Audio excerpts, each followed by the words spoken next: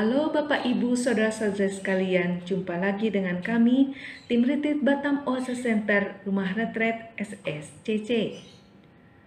Gereja Katolik merayakan Hari Raya Santo Polikarpus pada tanggal 23 Februari. Polikarpus juga dikenal sebagai Santo Polikarp, adalah seorang uskup Kristen dari Smyrna, kota modern Izmir di Turki. Dia adalah seorang ayah apostolik yang berarti dia adalah murid dari salah satu murid asli Kristus. Dan dia dikenal oleh tokoh-tokoh penting lainnya di gereja Kristen awal, termasuk Irenaeus yang mengenalnya sebagai seorang pemuda dan Ignatius dari Antioquia, rekannya di gereja Katolik Timur. Polikarpus dilahirkan antara tahun 69 hingga 80. Ia adalah murid langsung dari Rasul Yohanes, saudara Yakobus, dua bersaudara yang sangat dikasihi Yesus. Ia dibaptis menjadi seorang Kristen oleh Rasul Yohanes ketika pengikut Kristus masih sangat sedikit jumlahnya. Apa yang telah dipelajarinya dari Yohanes diajarkannya kepada yang lain. Polikarpus menjadi seorang imam dan kemudian diangkat menjadi uskup Smyrna yang sekarang ini menjadi wilayah negara Turki. Ia menjadi uskup Smyrna untuk masa yang cukup lama. Jemaat Kristiani perdana mengenalnya sebagai seorang gembala umat yang kudus serta pemberani. Pada masa itu, umat Kristen mengalami penganiayaan serta pembantaian dalam masa pemerintahan Kaisar Marcus Aurelius karena orang-orang Kristen menolak menyembah Kaisar dan dewa-dewa Romawi. Orang-orang Smyrna bersama para prajurit memburu orang-orang Kristen dengan pekikan, "Enyahkan orang-orang Kristen kafir." Banyak sudah orang Kristen ditangkap dan dibunuh di arena. Polikarpus sebagai uskup dan pemimpin umat Kristen di kota itu menjadi target utama dan dikejar-kejar oleh prajurit Smyrna. Meskipun hamba Tuhan ini tidak takut mati dan memilih tetap berdiam di kota, umatnya meminta agar ia terus bersembunyi. Mereka takut kalau ia ditangkap dan dibunuh, maka kematiannya akan mempengaruhi ketegaran gereja dan umat di masa penganiayaan ini. Polikarpus telah meninggalkan kota itu dan bersembunyi di sebuah ladang milik teman-temannya. Bila pasukan mulai menyergap, ia pun melarikan diri ke ladang lain. Namun, seseorang jemaat yang murtad kemudian mengkhianati Polikarpus dan melaporkannya kepada penguasa. Ketika orang-orang yang hendak menangkapnya datang, Polikarpus terlebih dahulu mengundang mereka bersantap bersamanya. Kemudian, ia meminta mereka untuk mengizinkannya berdoa sejenak. Ia kemudian berdoa 2 jam lamanya. Beberapa penangkap merasa sedih menangkap orang tua yang begitu baik ini. Dalam perjalanannya kembali ke Smyrna, kepala prajurit yang memimpin pasukan itu berkata, "Apa salahnya menyebut Kaisar sebagai Tuhan dan mempersembahkan bakaran kemenyan?" Dengan tenang, Polikarpus mengatakan bahwa ia tidak akan melakukannya. Gubernur Romawi yang mengadilinya berusaha mencarikan jalan keluar untuk membebaskan uskup tua itu. "Hormatilah usiamu, Pak Tua," seru gubernur Romawi itu.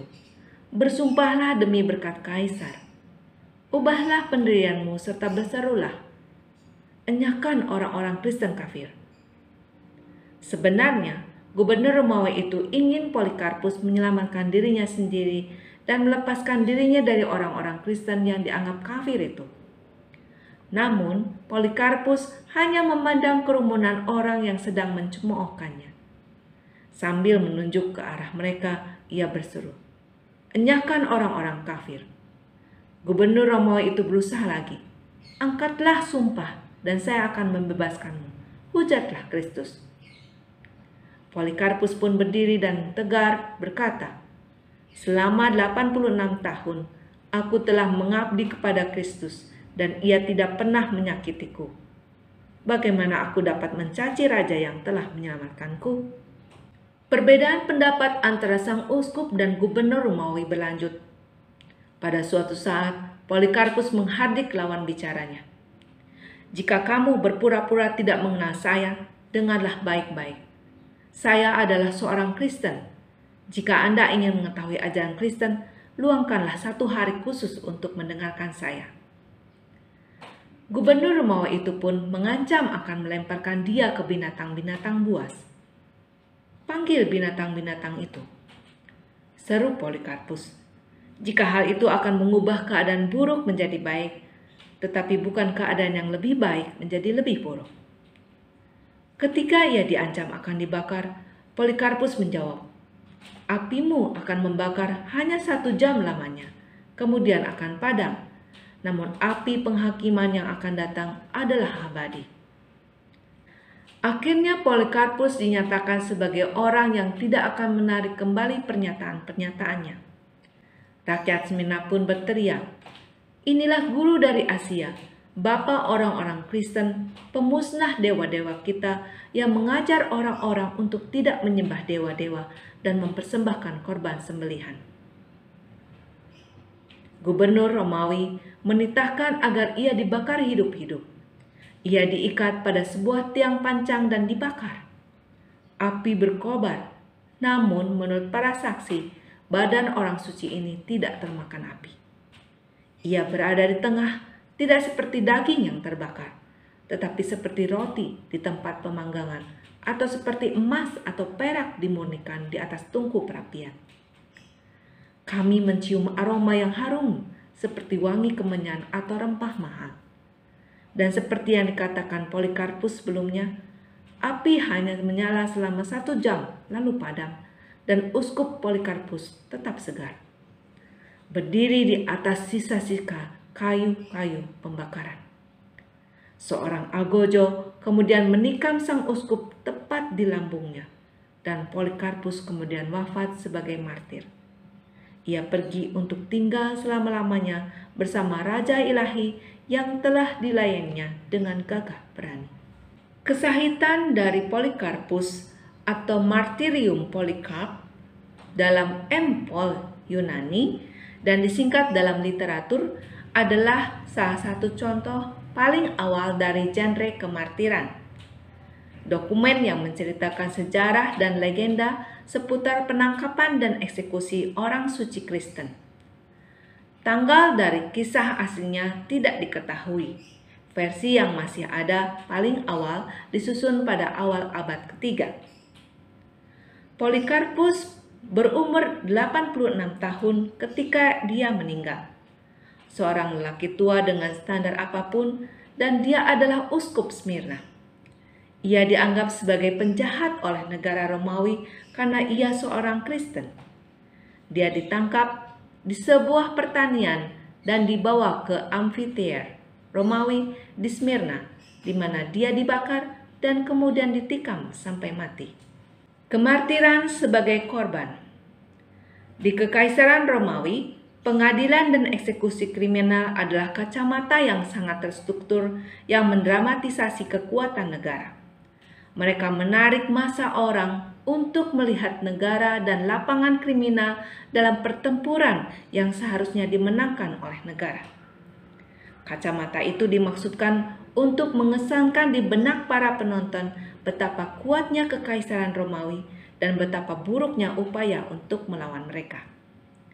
Dengan mengubah kasus pidana menjadi kemartiran, gereja Kristen awal menekankan kebrutalan dunia Romawi dan secara eksplisit mengubah eksekusi penjahat menjadi pengorbanan orang suci.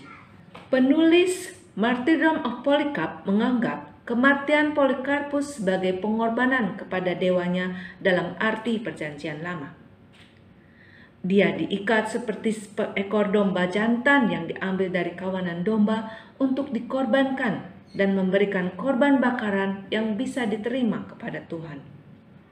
Polikarpus berdoa agar dia bahagia telah ditemukan layak untuk dihitung di antara para martir. Aku korban yang gemuk dan bisa diterima. Satu-satunya dokumen yang masih hidup yang diketahui telah ditulis oleh Polikarpus adalah surat, mungkin 2 surat, yang ditulisnya kepada orang-orang Kristen di Filipi. Orang-orang Filipia telah menulis surat kepada Polikarpus dan memintanya untuk menulis sebuah alamat kepada mereka, serta meneruskan surat yang telah mereka tulis ke gereja Antioquia dan untuk mengirimi mereka surat-surat Ignatius yang mungkin dia miliki.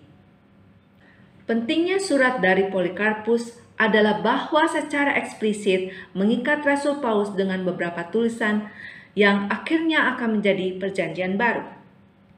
Polikarpus menggunakan ungkapan-ungkapan seperti sebagaimana yang Paulus ajarkan untuk mengutip beberapa bagian yang saat ini ditemukan dalam kitab-kitab berbeda dari Perjanjian Baru dan Apokrifa, termasuk surat kepada Roma 1 dan 2, Korintus, Galatia, Efesus, Filipi, 2 Tesalonika, 1 dan 2 Timotius, 1 Petrus, dan 1 Klemen.